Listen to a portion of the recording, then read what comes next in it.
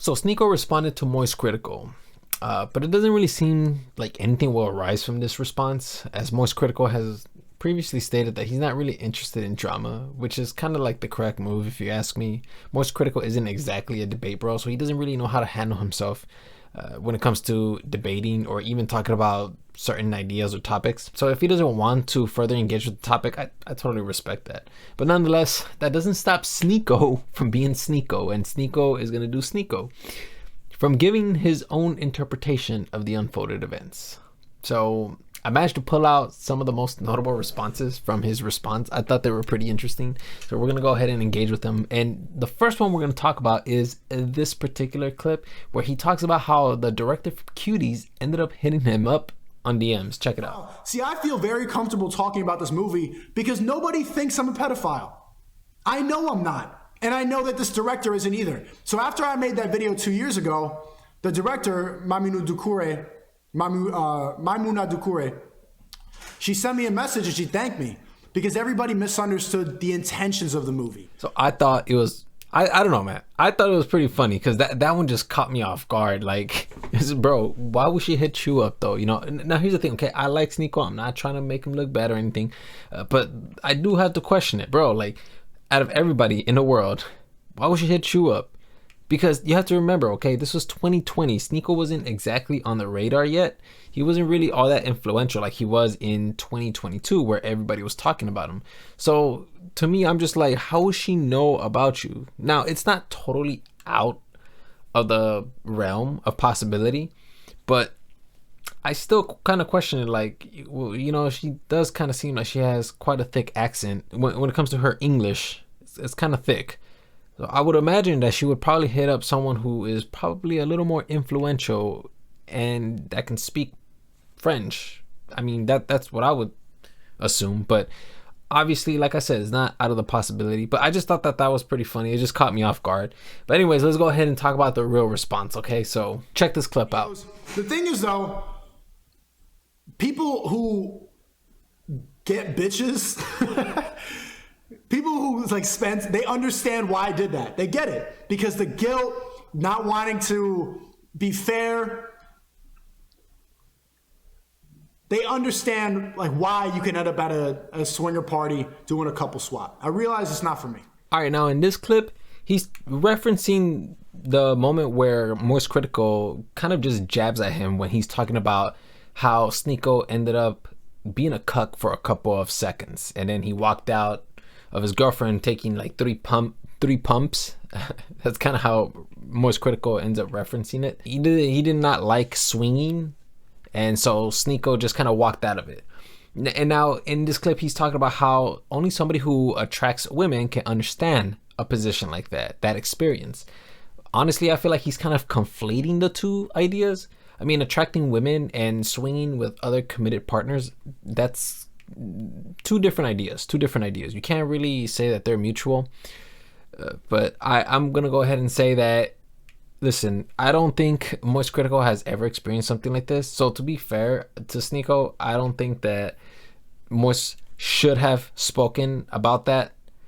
But I mean, nonetheless, this is kind of what drama looks like. You know, they're gonna go after you. They're gonna go pick up certain things from your past and they're gonna use it against you, whether the person has experience or not.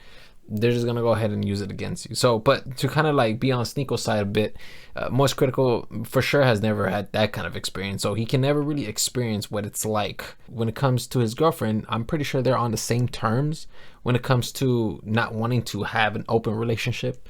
So I don't know. Again, I guess you could kind of say that it was kind of unfair for Moist Critical to kind of jab at him with that. But I mean, this is the internet and this is petty drama. There's no rules behind it, obviously. I mean, there are a couple of tacit rules.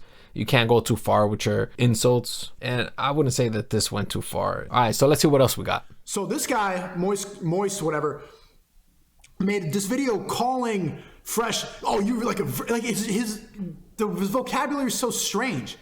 He's like, this guy's like a virgin, like just jerking off all day. He's like probably just like loser, virgin, retard, virgin. He's completely slandering Fresh. And the funny part is, Fresh is my guy. I hang out with them all the time. And that's the first video I saw. was this dude slandering him. And I believed it.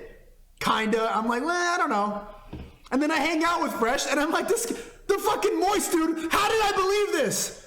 Okay, so I ended up choosing out this clip because I thought it was pretty interesting. Okay, so first off, let's address the slandering, because he did kind of just jab at Moist Critical with the slandering argument. I personally don't think it was slandering, only because Moist Critical is kind of known for creating satirical content when it comes to online or internet culture. So obviously Fresh, he's a part of internet culture, and so he made a video, and Moist Critical saw that as an opportunity to create content out of it. He created satirical content for his audience, because that's what his audience subscribed for, and you can see this quite often when it comes to a lot of his body of work. I remember how I found Moist Critical. There was this video that he made on Justin Bieber. I thought it was absolutely hilarious. So of course it was a big deal when the Biebs released his newest song, Yummy. And to no one's surprise, it blows asshole. It sucks fuck. It's just not good. It's aggressively generic and violently mediocre. Even the most die-hard Justin Bieber fans, the Beliebers as they're called by the International Terrorist Identification Unit, they don't even like it. I thought that was so hilarious, dude. And you know, like ever since then, I subscribed to him because I subscribed to Moist Critical for satirical content. So I'm sure that if I would have seen the video of Fresh telling that story, and then Moist Critical just kind of poking fun at it, I would laugh at it. I wouldn't take it serious, because Moist Critical, I will not take my news from Moist Critical, because he doesn't have credentials to give like authentic news. That title kind of goes to CNN, Fox News, all of those networks. You know, I won't get my news from Moist Critical. That does not seem like a wise thing to do. But again, I don't even think it's about like knowing the lifestyle. It's just about just making fun of the content. I think that's kind of where Sneako's kind of missing the point. But again, like, I don't blame Sneako for believing it as well, because again, they are influencers. The name is influencer. They influence people. Yeah, so let's move on to the next clip. Now, this is the last clip I want to talk about, okay? Because I believe this is the most important segment of the entire response. Obviously, this was like probably the biggest deal when it came to these responses. It's when Sneako shows the internet Moise's or Charlie's girlfriend online, and a lot of people were making assumptions that Sneako was insinuating that, you know, she's not pretty, or that she's a 5, or whatever the case is. I mean, he just kind of said that I don't want to live the life like these guys, where they settle down and they just settle with 5s. Like, I guess you can say that that's kind of a sneak diss, but prior to this response, he didn't say anything. All he did was just kind of hold up the phone, and he just left it up to the audience to make their judgments. And I know that there was this comment that somebody left on one of my videos talking about how don't sit there and act like Sneako wasn't insinuating that. At the time, he wasn't insinuating that, and I didn't want to go down that path, because I don't want to give the impression that I'm a person of bad judgment, because if I would have gotten that wrong, then it would have looked bad on me. Because if you look later on, because I'm going to show you the clip as well. As a matter of fact, let me show you the clip. My friend texted me and sent me a picture of him and his wife or his girlfriend, whatever. I put it up on the screen. I didn't insult. I didn't say anything. If you guys remember, I just went, just look. Because it proved the point on its own. This guy's he's just like he's a guy in a monogamous relationship. I didn't call her mid. I didn't call her a 5. I didn't call her ugly. I didn't say any of that. He took really offense to that I just put the picture up on the screen. I said, look, this is the relationship that he's in. As you can see right there, he just kind of wiggles out of that, saying to the audience, hey, look, I didn't say anything. I did not say anything. So imagine if I would have said that, he's insinuating that, you know, that she's not pretty. He would just walk it off and be like, I didn't say that. No, you're just reading too much into it. And then that kind of gives him the opportunity to just kind of get on me for that, because I made a bad call. I would highly suggest that if you guys are going to make or are thinking of statements like that, just kind of hold back. Don't just put them out there, because you never know. You don't try to read minds. But anyways, enough about that. Let's go ahead and watch the clip where he's talking about showcasing the internet, or showcasing Charlie's girlfriend to the internet. And so the part that he really got offended by is in that reaction video. My friend texted me and sent me a picture of him and his wife or his girlfriend, whatever. I put it up on the screen. I didn't insult. I didn't say anything. If you guys remember, I just went, just look. because it proved the point on its own. This guy's he's just like he's a guy in a monogamous relationship. I didn't call her mid. I didn't call her 5. I didn't call her ugly. I didn't say any of that. He took really offense to that I just put the picture up on the screen. I said, look, this is the relationship that he's in. Of course, he can't comprehend that you could have multiple bitches. It's outside of his reality.